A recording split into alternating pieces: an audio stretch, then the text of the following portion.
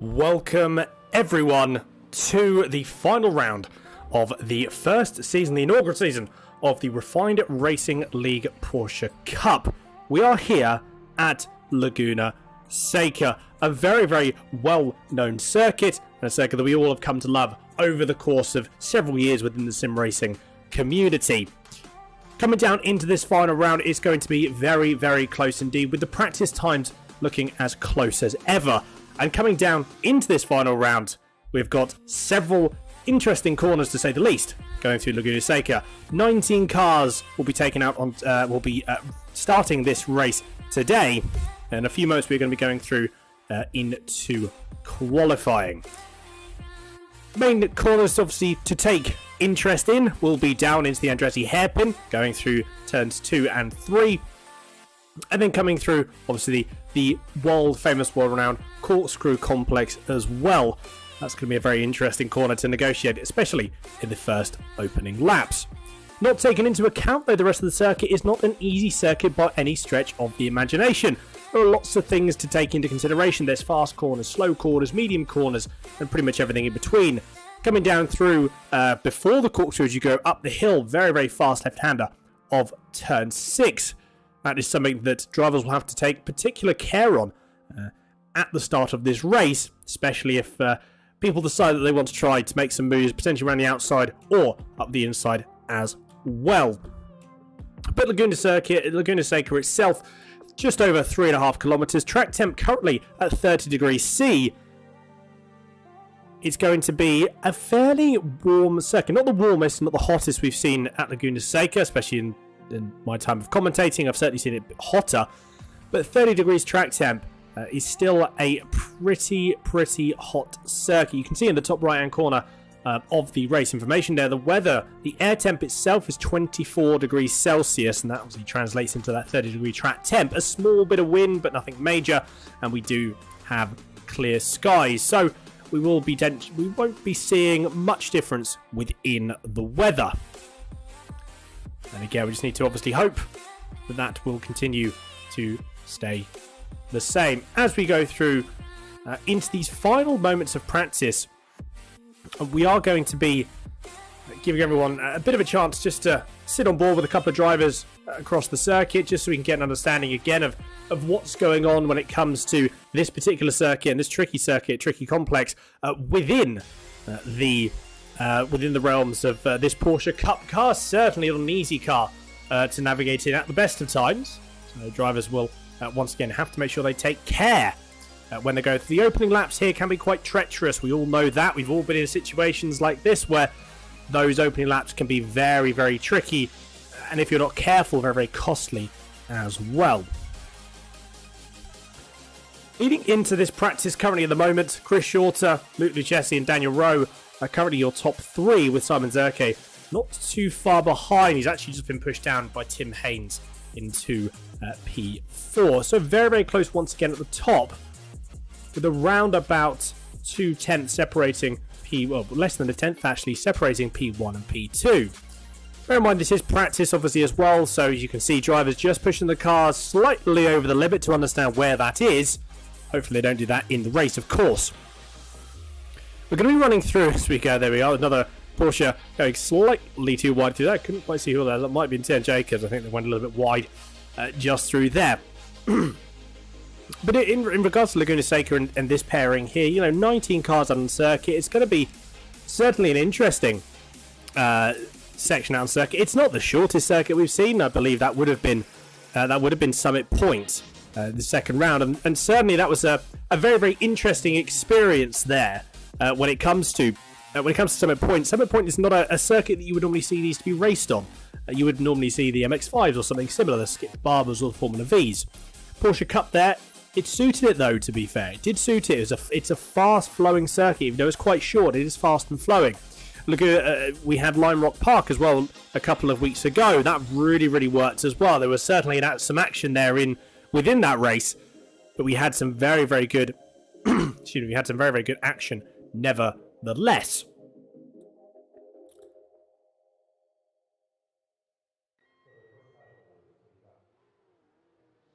We're going to ride on board now with a couple of drivers. Let's see sort of what the times are. We've only got a couple of minutes left to qualify. I think we might actually wait until we get down into qualifying itself.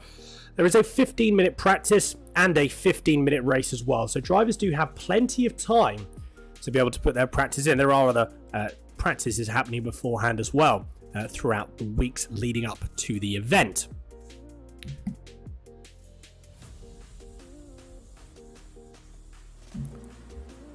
Just coming through. We're going to have a look, I said, in a few moments now at the current standings, and they're just being brought up on your screen now.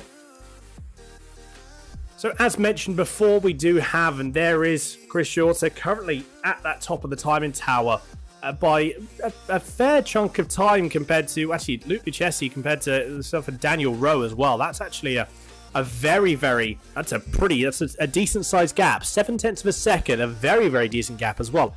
Again, this is practice, bear in mind. This is not the race. So we need to take that into consideration. But overall, considering we have a very even spread, this is one of the bigger gaps that we have seen for the moment. And then as we get through down into P4, down all the way into sort of P9, P10, that's where those gaps once again start to contract a little bit and start to get a little bit shorter. 45 seconds left of practice, and then we'll be going into qualifying, of which again 15 minutes as we have normally seen before. There's nothing that has changed about that.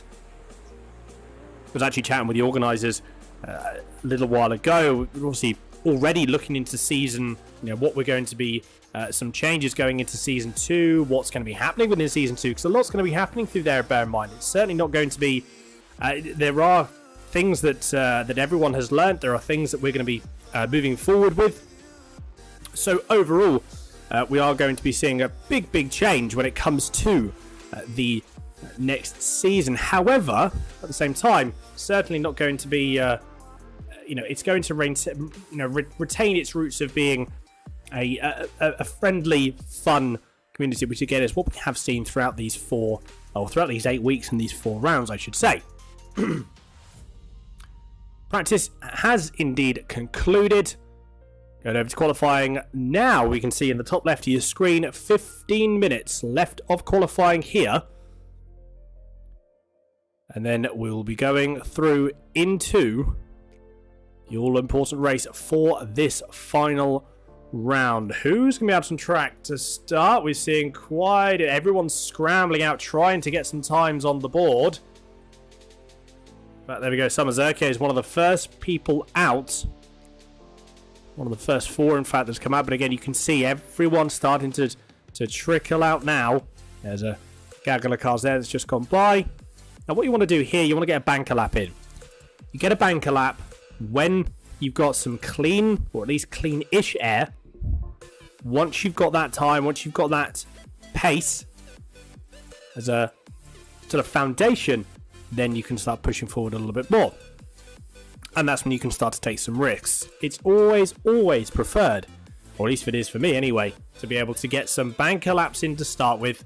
And then you can start to focus on the actual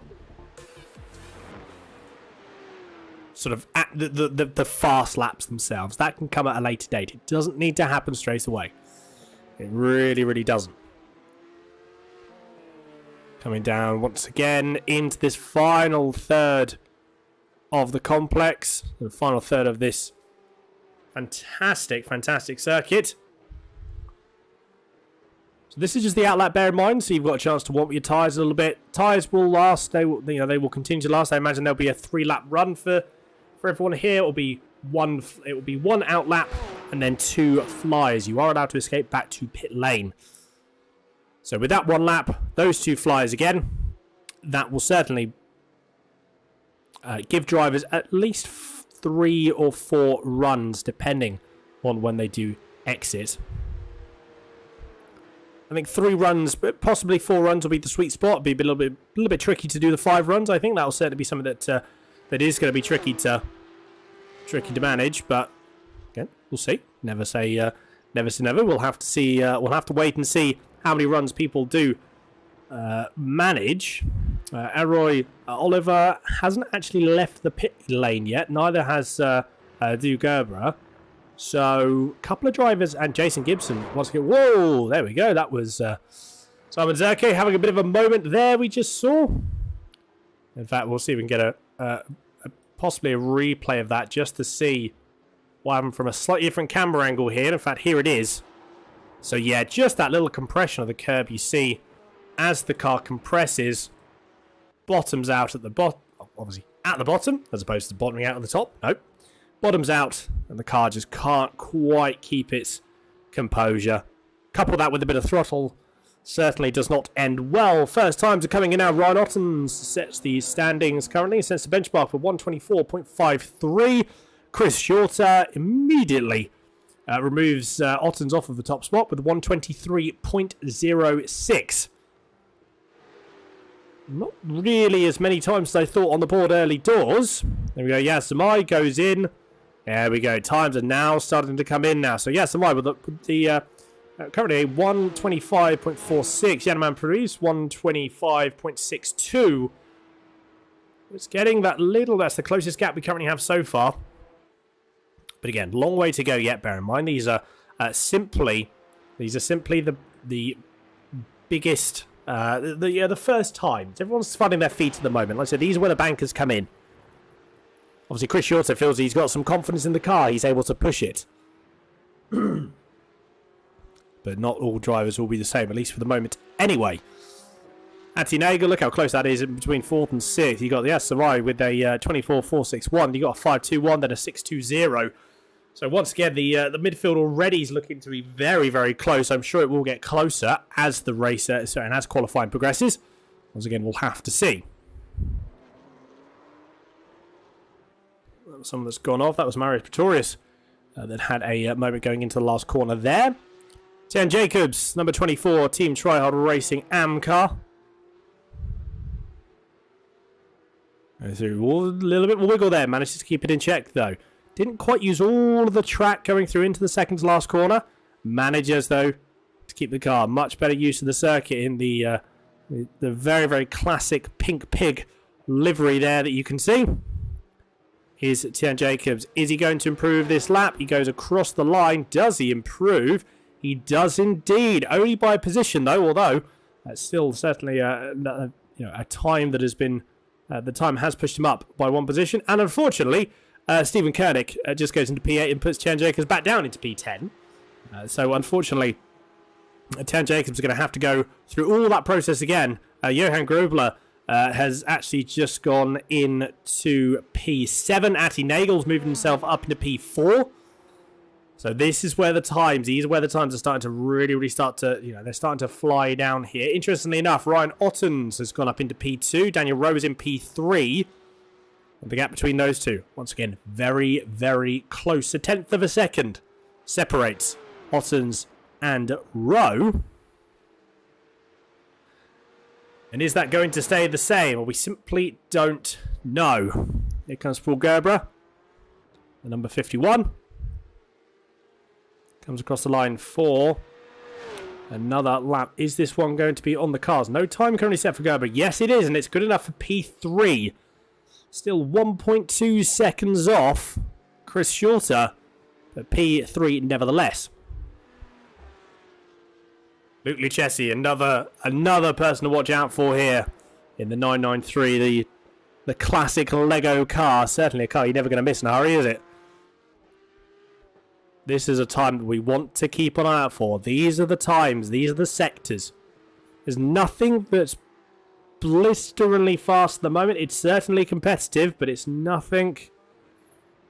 It's not. We're not seeing an array of purple best sectors like we were doing, and we have done previously in rounds. Obviously, one of them being Lime Rock Park a couple of weekends ago. Massive pace through there. Once again, no time currently on the board for Luke Lucchesi. Still got halfway to go though, so we've got a little bit of time, before this session does start to run. Johan Grubler goes in P2. Look at that. That certainly brought that time down. It's still over a second between Rubler and Shorter. So once again, Chris Shorter is just absolutely flying. It's actually bested his time as well with that 123.06. He's gone even faster by the looks. Daniel Rowe goes back up into P4. I believe that is, yes. So Paul Gerber and Daniel Rowe have both got exactly the same times. Have a look at the delta on the left. And actually have a look at the time on the left as well. 124.244 for both Rowe and Gerber. So you can't really get any closer than that. So again, this midfield is going to certainly be an interesting race. It's going to develop very, very nicely. Jesse goes a little bit wide, going down into the second to last corner. That would have cost him a little bit of time. Probably half a tenth. And with the pace that Chris has got, that half a tenth can make all the difference. Rounds. Final corner coming down to the start-finish line once more. This time does go in, and that is a time that will be sitting Lagesse in 4th position. And there was a couple of areas there where I could see there was all, easily a tenth and a half lost through there. So I feel that with the right lap, there's certainly a high 23 for Lagesse. That's someone that's gone off into the barrier. That was a pretty hard hit. I believe that was Tian Jacobs. It was. Tian Jacobs with a very, very hard hit. Now, Samai, the number 7. Still yet to best his time of 125.04.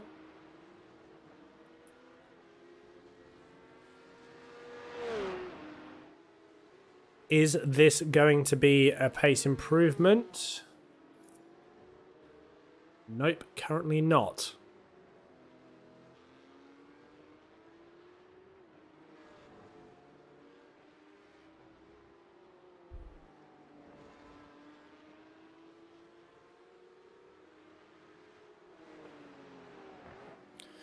Here is Tim Haynes. Pretty high up in practice. Still, again, hasn't set a lap on the board yet. Interesting enough, it obviously seems to be that the off-tracks are affecting everyone a little bit here. They can't seem to find a rhythm, which is very, very hard to do, especially when you get in a car that's, while it is certainly modern and certainly gives you the a nice, it's a very, very fast car. Make no mistake in this Porsche. The brakes do have a, they left to be desired, shall we say. The brakes certainly aren't. It's going a little bit too wide there for Tim Haynes. You saw that on the brakes there. Car just wasn't really all comfortable with hunkering down and slowing down. So Tim Haynes would have lost himself a tenth and a half there. He has gone up into P8 though. So his last lap, 124.61, has put him up in that up into P8. I've just had a quick look. Johan Grubler and Ryan Ottens, the gap separating both of those drivers is a thousandth of a second. One singular thousandth of a second. So between them and Rowan Gerber, that's very, very close indeed. Again, for the reminder for those of you, anything on the left-hand side of the delta, anything that's in orange is less than half a second. Anything that's in yellow is between half a second and a second. And anything that's over a second is white. So you can see only a few drivers, one of them being Shorter and Hubler, only actually being one of the main gaps that is over a second. Tim Haynes went wide into the court. He locked up going into the corkscrew, so this lap is going to be discounted for him. He does have time to jump back into the pits. Now, personally, it's what I would do. Even though he had that lockup, that still puts him in P4. So he's got a couple of tenths on the table as well, definitely. Chris Shorter has just gone through and set another fastest lap. He is almost in the 22s. So just to rub it in even more, he goes and pulls another 400ths out. Now, that's quick by any stretch of the imagination. You cannot argue with that. That is very, very fast indeed.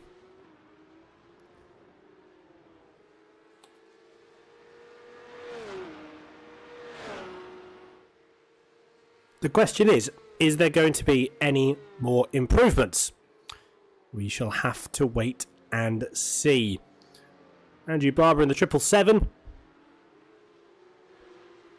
You're seeing a couple of people over the left-hand side now. We've seen a couple of drivers now coming into the pits. They're going for their final runs here.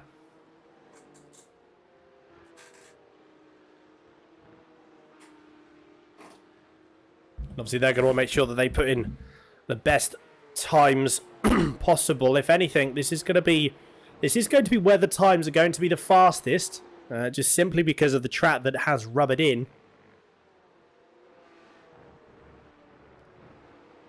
Down through turn 6 does go. Well, there's a little bit of dust kicked up there. Tim Haynes, you see on your left-hand side, look at that. Top left-hand corner of the timing tower. He has just got up into P2. So very nearly into those 23s, but no one other than Chris Shorter is able to touch the 23s, let alone get into a position where, they're in that sort of mid to low field. Again, I'm just staggered at what Shorter was able to do. But either way, Tim Haynes goes up into second place. All we need to do now is wait for these final few minutes. Minute and a half left to go here.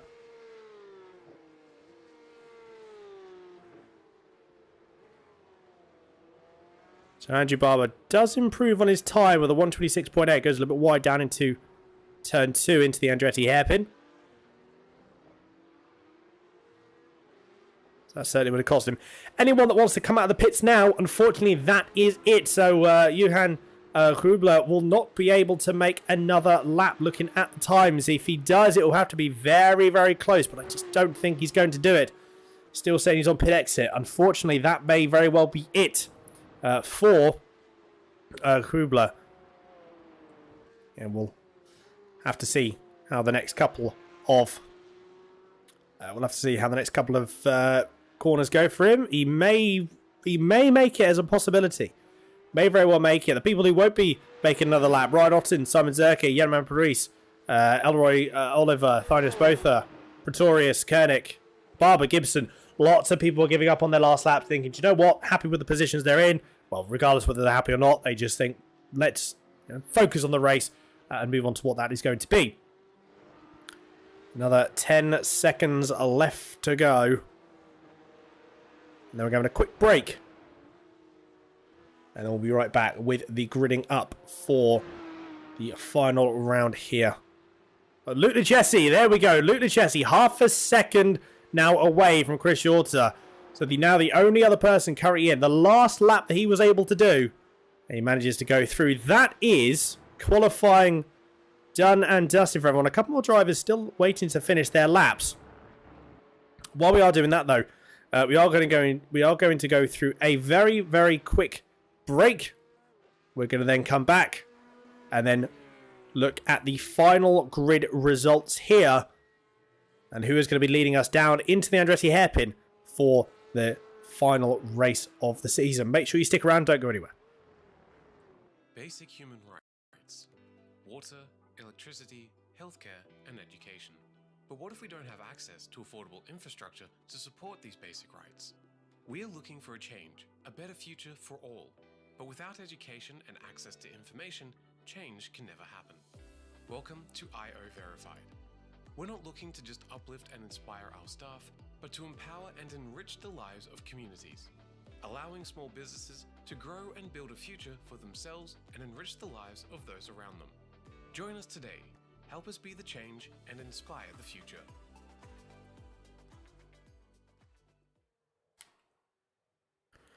Welcome back, everyone, to the final round.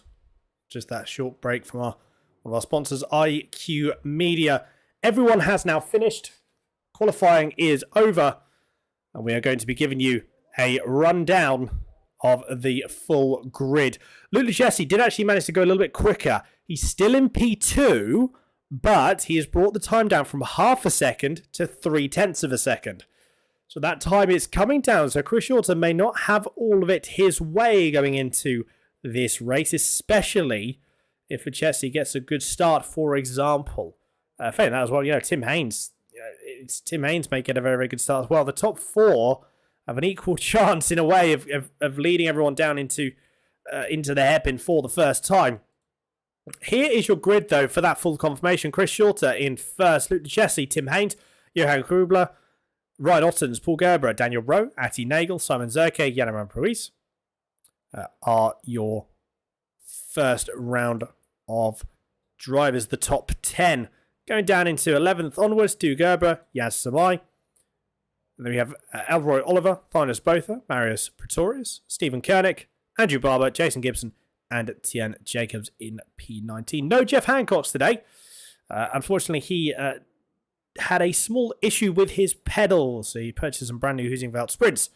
But unfortunately, they had a small little issue. So he will be out of action for this race. But we look forward to seeing him back in... we do look forward to seeing him back in Season 2. There are your drivers on the grid getting ready. A couple more drivers yet to go onto the circuit.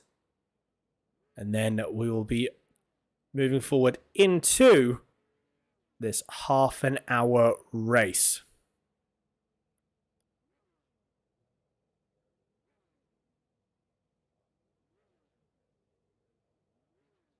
Before we get started, a big thank you again to all of our sponsors that have come on board for this event. Please make sure that you like and follow the channels and all the socials, etc., to keep up to date, especially on Season 2 that's going to be coming very, very soon indeed. Not too much longer, and then we will be getting underway. Here we go, the lights are on. Revs are going to build up in a few moments. In fact, here come the lights. Who is going to get the job? Who is going to get the run? And away we go. That was a massively poor start. Look what happened to Lechesi. He just spun his wheels. He sat there, didn't go anywhere. Massive, massive disappointment there for Lechesi. He had a very, very good start. Look at what's happening here. Tim Haynes is going to go possibly round the outside. I thought he's going to have a bit of a look. Decides against it, though. Otten versus Grubler. That's going to be a battle that's not going to go too well. All in all, everyone manages to get cleanly, touch wood, going through down into the Andretti Eppen for the first time. Daniel Rowe side by side with Grubler. Still side by side going down into turn 4. And I believe it is going to be, yes, Rowe manages to secure that position. Big, big slide there for Grubler. Manages to keep it in check, though, but that could cost him a position to Zerke. Is it going to cost him a position to Zerke? No, it is not. I thought it was, but manages to keep it all going. Chris Shorter has just checked out at this point. He's a second up the road already. Absolutely gone. See you later. Off he goes. What's happening with Lechesi? You can see the Lego car on the left-hand side. Now on your right-hand side of the screen. Going down into corkscrew for the first time. Single file. A very wise decision there. Very, very close still once again. I thought he was going to have a little bit of a look up the inside, but decides against it though. Is there going to be any more movements? There may very well be, actually, thinking about it. There's going to be a little bit of a lunge going into the last corner. No, there's not. So the next natural place that you would imagine going into turn 1. Again, Chris Shorter, 1.7 seconds up the road. The only person that was anywhere near challenging was Luke Duchesne. He's already down in P8.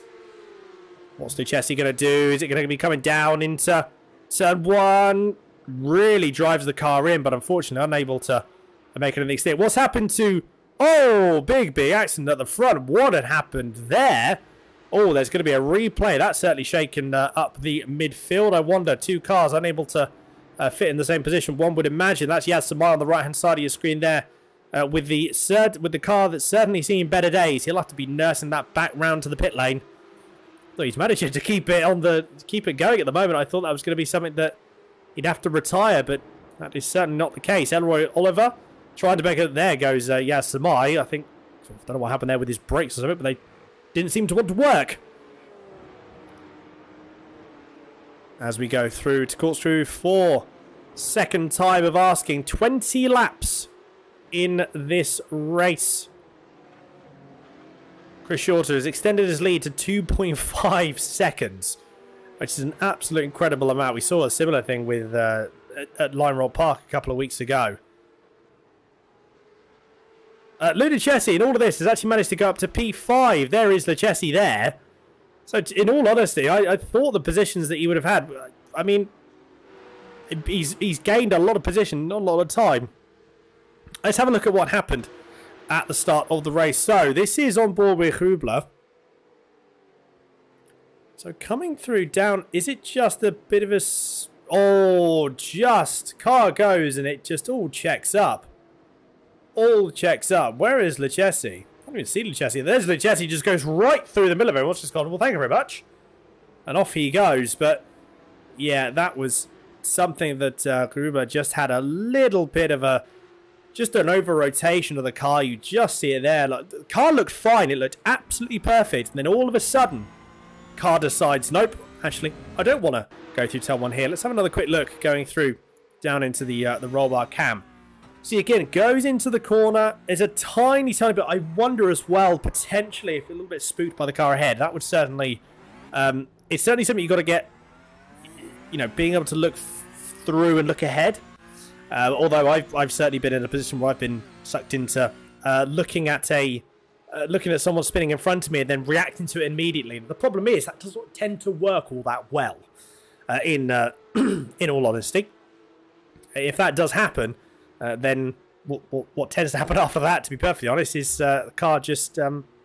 you end up following what the cars ahead of you is doing. And if the car ahead has a moment and crashes, then it tends to, unfortunately, have a similar effect for you. Something happened to Elroy Oliver. What on earth was that? I think we've got a replay of it here. Yes, we... I'll tell you what that was. That would have been touching the grass on the outside, touching the dirt on the outside. That's what that would have been. I've done that countless times myself. I mean, again, really not much more that Oliver could have done then. He manages to rejoins the track safely, does exactly what he needs to do with regards to that track rejoin. So from that perspective, nothing really more that Oliver could have done. Just unfortunate of what did happen. Linus Botha in the 722, currently being pressured quite heavily by the likes of, that is Simon Zerke just behind.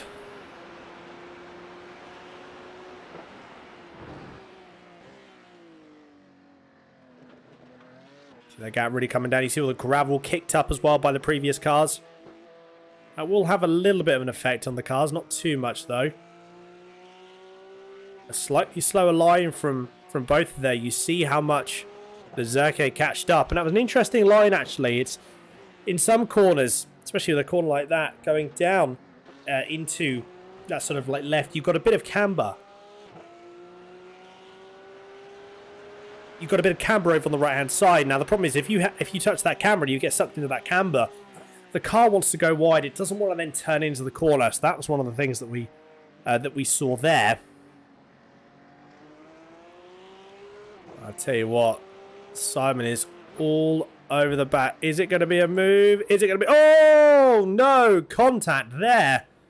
Replay definitely needed. Andrew Barber's actually has had a moment also. I want to see this again in another camera angle. So, coming down into turn into turn 3 this is.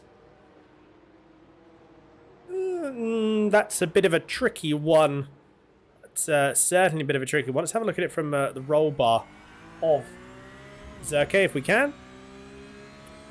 So it's certainly late. Oh, that's a tricky one there. Very, very tricky one. Certainly there was more room that could have been given. However, at the same time, I can understand why the door was starting to get closed off a little bit.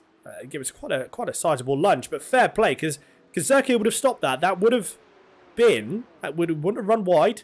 He would have kept it stopped on the apex. Maybe he would have gone a tiny bit wide, but nothing that you wouldn't do in any other circumstance such as that. It wasn't a lunge that was never going to be made, put it that way. So it's happened to Jason Gibson. Is it going to be a carbon copy of what we've seen before? I have a feeling it is. And nothing that I can... Yeah, nothing I can see at the moment. Might even get to replay that in a bit.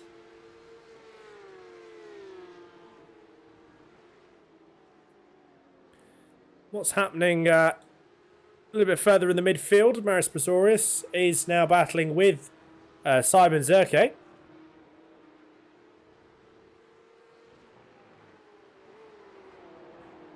In the Pikachu Pokemon livery. I'll tell you what, Simon Zerke's going to have a bit of a go at it, or I thought he was going to have a go I thought he was going to have a go going down into turn 6. That's a brave move. You don't normally make a move like that. That's a very, very brave move. Manages to cut it off, though. We see Pretorius cutting off the inside a little bit. A tiny bit of a brake locker. That will cost him. That will cost him going through the corkscrew. And it has not... It hasn't that much, in all honesty. I thought that was going to be quite a sizable time loss there for Pretorius. That's going to be a time loss, though. Whoa! Big moment going over the sausage curb on the inside. And now, again, manages to keep it all in check. I tell you what, as saves go, that was certainly up there. That was a very, very impressive save. Very impressive save. So, Pretorius keeping the car, and getting the car back onto the tarmac, albeit just about, but with minimal fuss. Minimal time loss for going that wide. It's a tricky corner to get back on track, that is. So, Pretorius did manage that well, certainly. 10 minutes have already gone.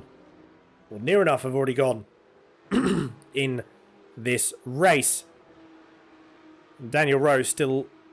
Daniel Rose having a bit of a battle up ahead. There's actually a three-way battle going on up ahead. We can match onto that. Here we go. So a three-way battle. This is the battle for P3, this is. I'll bring out the battle box. Yeah, so Tim Haynes is a little ways up the road now. He's about 2.9 seconds. Again, Tim Haynes just running his own race, really. There's nothing more he needs to do at this point. Much like we've seen before, I reckon Luke Chessie's certainly got a chance of a podium, obviously. Because he's just behind Daniel Rowe.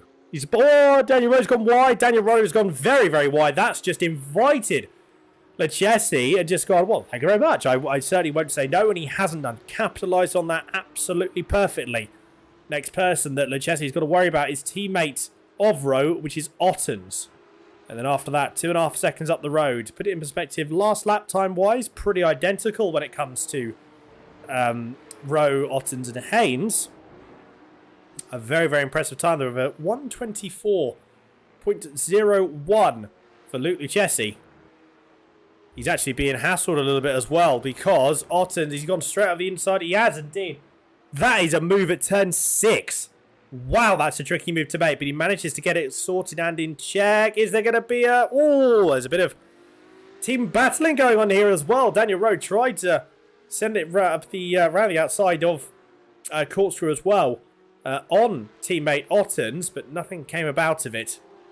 This is played right into the hands of Lechesi, though, because teammates are now battling.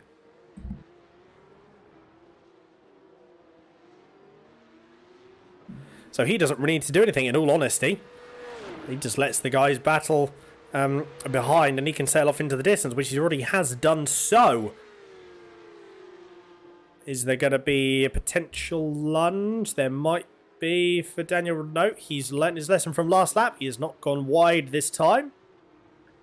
So keep an eye on the gap. This is one of the gaps to look out for. Keep an eye on the gaps between Tim Haynes and Luke Lechesi. Yeah, that gap is 2.6 seconds at the moment. It's coming down what seems to be quite quickly. This may not be too much longer. And then we will see. We're going to see Luke Lechesi have a really, really good old battle with Tim Haynes. Now, bear in mind again, this is where Lechesi started. He started in second. Currently sitting in P3, so all things considered, cannot complain of that at all. A couple of replays here to look for you. Tian Jacobs goes a little bit, actually goes very wide. Does he hit the wall? He does brush it, but it's only the tyre barrier, so that probably wouldn't have given him that much damage in all honesty. What happened to Marius Pretorius? This was going down into Corks. Oh, good save. Good save there for Pretorius. Again, always a tricky one when you go off wide something like that onto the dirt. Minimal grip, hard to keep the car in check. And then there's quite a sizable lockup for Koenig as well. Once again, that would have cost him. That certainly would have cost him some positions. In terms of if he'd have done that at the start of the race or something like that, that would have cost him several positions. Up at the front, or near the front, I should say. Battle for P4 still raging on. Rowe, centre being inside once again. Whoa, that was close.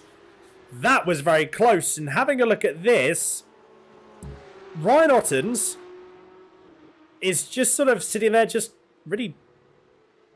If anything, he's not having to do all that much to keep up with these two. And you can see that. You can see what's happening. You can see why. Because those two, both Daniel Rowe and Johan Grubler, are battling. Ryan Ottens doesn't need to at this point. There's no point in battling here. Because all you're going to do is you're going to end up slowing yourself and slowing everyone else down, which is exactly what has happened between the 15 and the 43. Is all of a sudden, they've started to battle both of them. And then before you know it, you've got another car in the mix.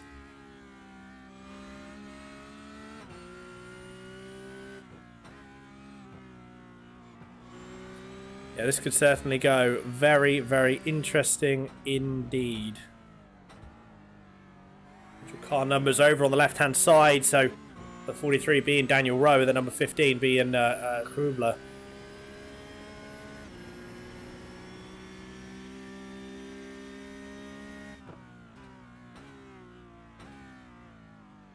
Very, very tight line once again. A little bit wide there from Daniel Rowe. That has cost him.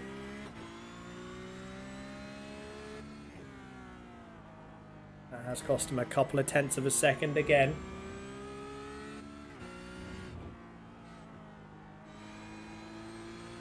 It's amazing. All those little mistakes there. Seen that a couple of times now from Daniel. And the car won't get easier to drive. It's only going to get worse. When you start taking the fuel off and when your tyres starting to get a bit worn down, it's you lose a little bit of traction. You remove traction from the car. And especially put the power down, it can become very skittish very, very quickly.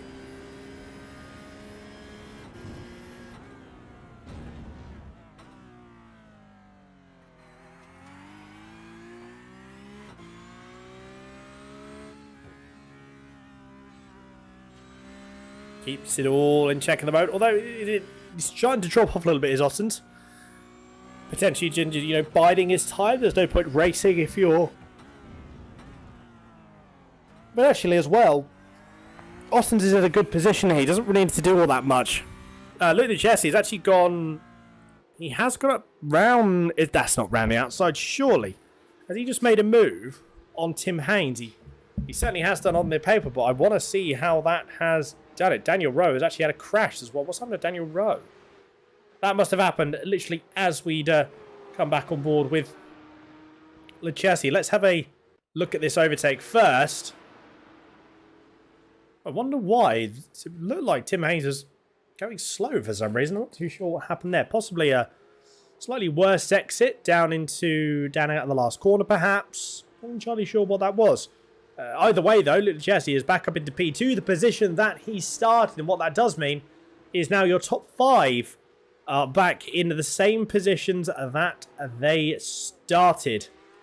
Let's have a look at what happened to Daniel Rowe here. Another replay. Could it be just a fraction too much curve, fraction too much dirt? Or as we get on the throttle, does the car road say, yep, there we go. Onto the throttle. Bit too much steering lock as well, I noticed there. Fraction too much. And away he goes back once again. And oh my goodness, what on earth happened there? What on earth happened there? That was... Who was Evans? That was Yanaman Paris. Was that Roy Oliver that had a... But then we've got a lot of replays to look at here, actually, that are coming up. So Andrew Barber goes... That's actually a separate one. This is Andrew Barber going deep into turn 2. And then here we go. This is what happened to Yanaman Paris. Little bit... Oh, yeah, okay. So way too fast through the left. Possibly a little bit late on the turn as well. Is there going to be some form of defence? There is going to be some form of defence. And it's last of the late... Whoa! Last of the late breakers. And unfortunately... that was Elroy Oliver that got late onto the brakes there. Whether he was looking in his rearview mirror, I know I've done that before. I've looked at my rearview mirror and then I've looked and gone. I've looked back down to sort of where I'm going and I think, oh, hang on a minute, I should probably brake here. But by that point, it's already too late. Doesn't make too much of a difference. It certainly makes a difference, but not as much in GT3 cars or open wheel cars there. So have to see how. But yeah, that was certainly a big one. Yeah, it's the faster the car goes, obviously the difficult the car will be. So if you if you're not concentrating on where you're going, again, if you're looking in the rearview mirrors, then you start looking down, start looking ahead, and looking elsewhere, and then all of a sudden you look back down again.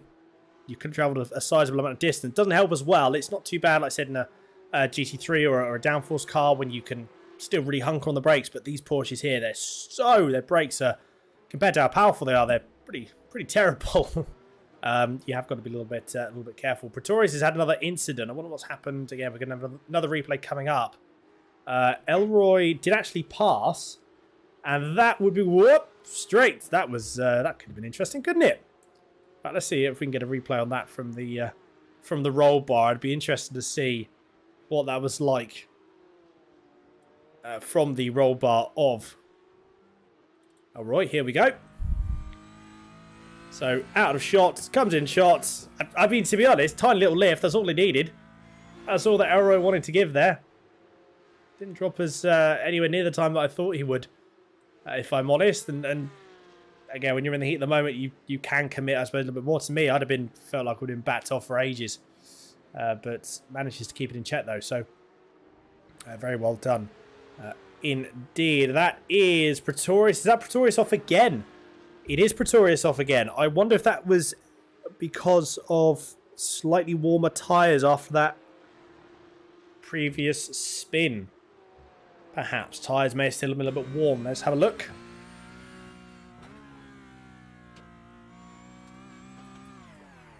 Okay, actually, no, sorry. That was the original. That was the original incident. And then we have this going into the last corner. It just goes a little bit wide. Does the car spin around? No, it doesn't. Manages to keep the car going. Manages to keep the car going. And then we do have one final one here. Ah, yes. Now, what this happened, this is a combination of lots and lots of things. One of the main combinations, actually, with this is it's a snowball effect. Your tyres, if you go a little bit wider, you have a spin, all of a sudden your tyres are very hot. If you were to then go through and you're trying to push the car at the same sort of pace, your tyres get even hotter, which means they lose even more grip, which means you'll be even slower. And then you'll try and push the car harder, and etc., etc. And it really is it's a spiral that you've got to be careful of. One thing affects something else, and it snowballs so quickly if you're not careful. Daniel Rose had another incident. What has happened here? This is Daniel Rowe coming down into Corkscrew. Bit too deep on the brakes, perhaps. Oh, interestingly enough, the rear decides to step out that time. And then puts it into the front of the barrier for good. Whoa, measure. Ho, ho, ho. That was close. Wow. I'll tell you what, Daniel Rowe certainly keeping us on our toes here. That was very close.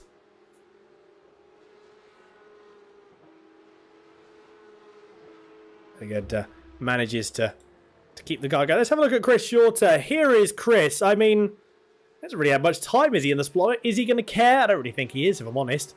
The number 33 has just been cracking on, really. And I think if we can, we're going to let you ride on board with a lap of Laguna Seca here as well. So bear with us. We'll be back in a second. I'm just going to let you listen to Chris Shorter round a lap of Laguna Seca.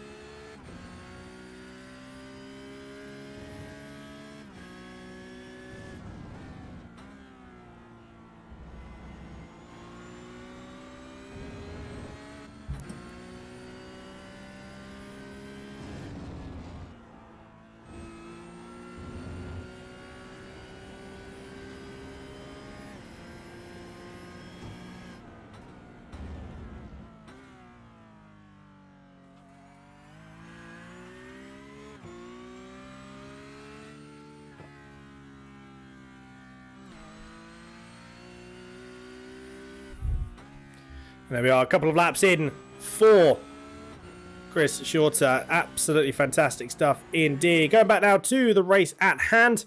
A couple of battles going on here. The calm before the storm. It's all kicking off. Only got a couple of laps remaining left to go here. Already on lap number 18.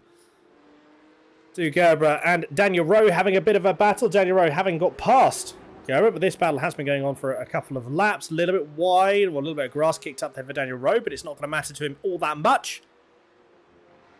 Jason Gibson's had a bit of a spin somewhere. Where is that? It's coming down onto the last corner. Could that be a little bit of curb exit? Oh, no, actually dropped the curb on the inside. Interesting. So a bit of a lock-up. Sends the car around. So that was what? It was a lock-up on the entry. Interesting enough. There's Jason Gibbs. He is going again, which is the main thing.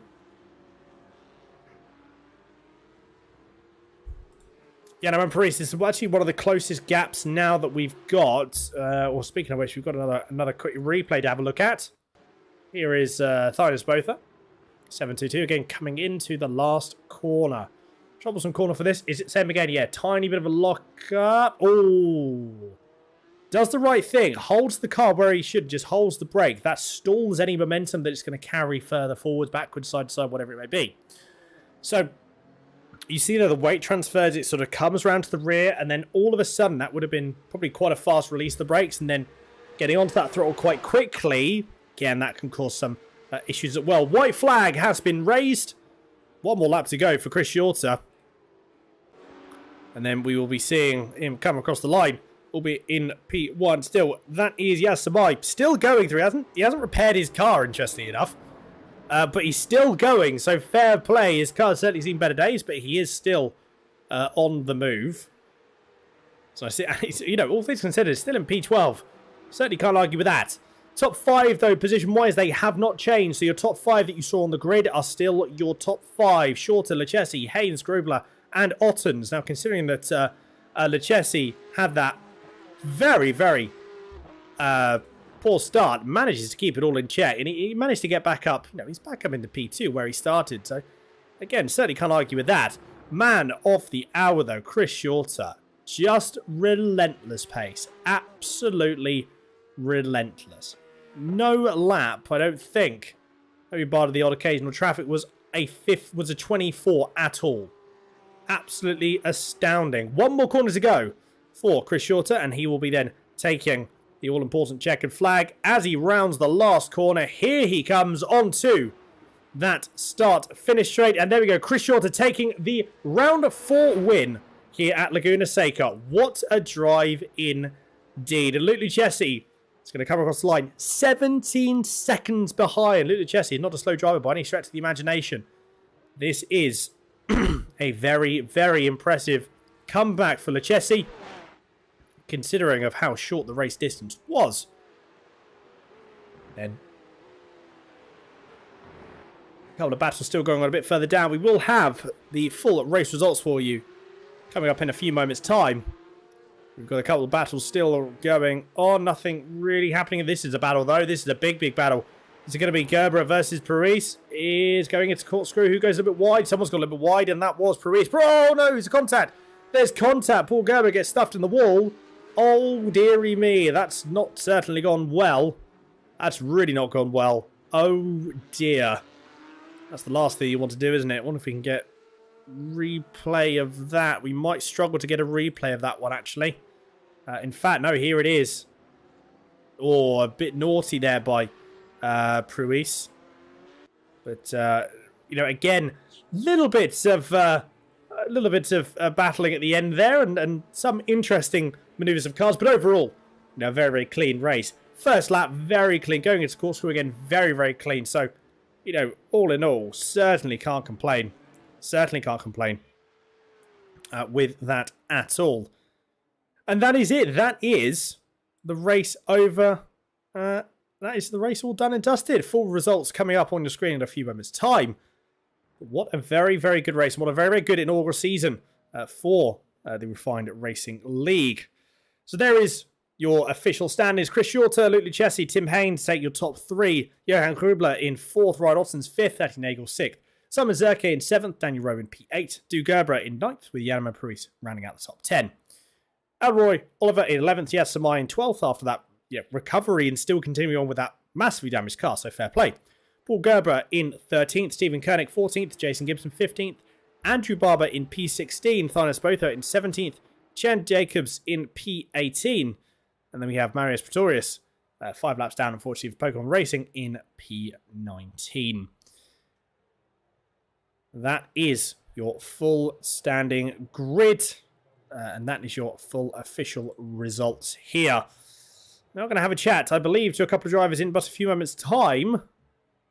And in fact, one of the drivers that we are going to be having a chat to is our third place is Tim Haynes. And in fact, we do have him in the commentary booth now. Tim, can you hear me?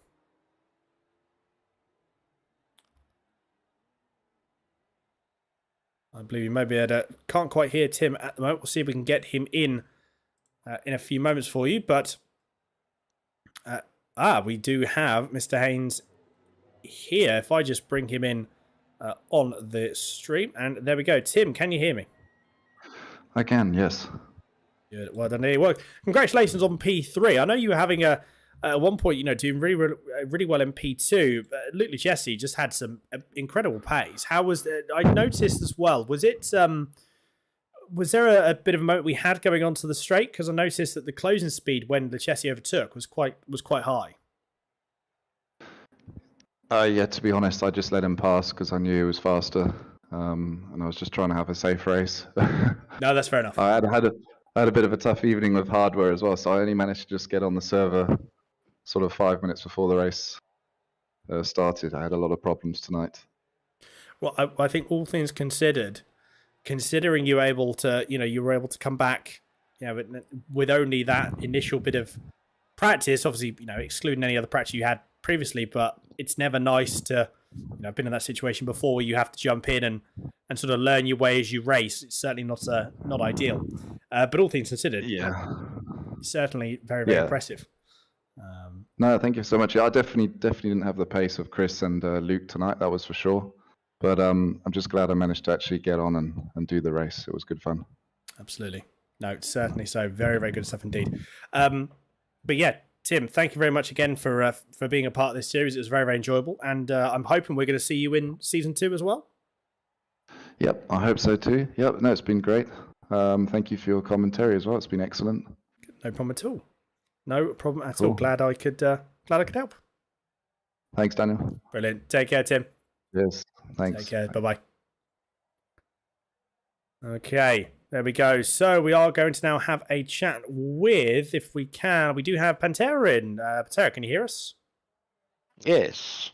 Luke. How are you doing, Luke? You okay? I'm good, and yourself? Yeah, not too bad, thanks. Not too bad. First off, what happened at the start? I was in neutral instead of first gear. That's not certainly ideal, is it? That's certainly definitely not. So I can imagine, obviously, clutch dropped, hit the limiter, and went, "Oh, hang on a minute." Yeah, exactly. So from there, it was just trying to get back to the front, and then there was an accident in turn 1, so I hit those guys. So I think I had a little bit of damage on the right front, but at least the car still drove straight, which is the main thing. Yeah, I think, as you say, all in all, being able to have the car sort of driving straight and true is certainly what you want. Season 2, what's Season 2 looking like for you? Is that what we're going to see you on board as well? And now for sure I'll be there. Perfect stuff. Really looking forward to it. Again from yourself, Luke, what was a highlight for you this particular season? Well, it wasn't too long. No. I missed the first race. So I realistically only did 3 races. But yeah, it's been good fun. I love this car, so it's nice racing it with a bunch of guys who can drive. Where you can actually have a nice race. Absolutely. No, it's been a very, very enjoyable lead to commentate on. But no, like I said, really, really looking forward to seeing you again in Season 2. And anyone you'd like to give a quick shout out to before we wrap up? Not really. I don't know who my friends are watching, but whoever's watching, hello. There we go. Thank you very much, Luke. Really appreciate it, and I'll catch up with you soon. Thank you. Cheers. Take care. And last but not least, man of the hour, Chris. Wow, what a dominant drive that was. Cheers, thanks very much. That was quite a lot of fun. Well, I mean, I probably wouldn't bother watching the broadcast back because you only had about 2 minutes worth of screen time, I think, and that was mainly on the grid. Apart from that, he just sort of drove onto the distance. Does this track just work for you? Because it seems to. To be honest, I'm not sure. It is a car that I really love driving. It's so much fun to drive this car. I didn't do much prep at all before coming in here, so I was a bit surprised at the pace. But yeah, nevertheless, it was good fun, and it's always a good time when you get to drive a Porsche. It certainly is. Certainly is. No, very, very, very, very true. Again, one of my favorite cars to drive as well. I really enjoy driving this car also. So, no, really, really good stuff. And again, I've said to everyone else, from yourself as well. Are we looking into round? Are we looking into season 2 as well? Yeah, definitely. Unfortunately missed quite a few rounds this season.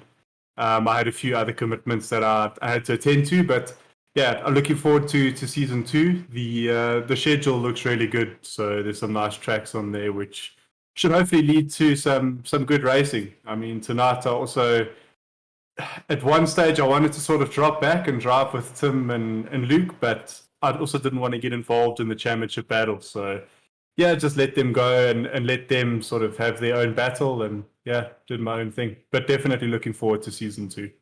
Good, and we're very much looking forward to hopefully have you for the for these extended rounds as well. But no, really, really good fun. Again, thoroughly enjoyed watching that, and I'm looking forward to being able to catch up with you, hopefully as well, in a not too far down the line. Chris, thank you very much again. Very well done on that win, and yeah, catch up with you in the next season. Cheers, thanks very much, and just thanks to you for the commentary, as well as to the guys from Refined Racing for putting on the fun league. Absolutely, very, very true, and thank you very much for the kind words. Cool, cheers, man. Okay, Chris. And there we go. That is it for season number 1 of the Refined Racing League Porsche Cup. A very, very enjoyable series. I thoroughly enjoyed it. I hope you did as well. Like I said, really, really enjoyable, and something that I very much am looking forward to being able to watch later and actually being involved in season 2 as well, because that is something we're already looking at doing. But until next time, everyone, as always, make sure that you follow all of the channels, follow all the media presence to help us get some more recognition here. Again, the more people we have on board for these streams, the better, and the more people we can potentially get in as well. So please do make sure that you keep up with all that is going on, and we look forward to catching up with you again in season 2. But until next time, as always, everyone, take care and stay safe.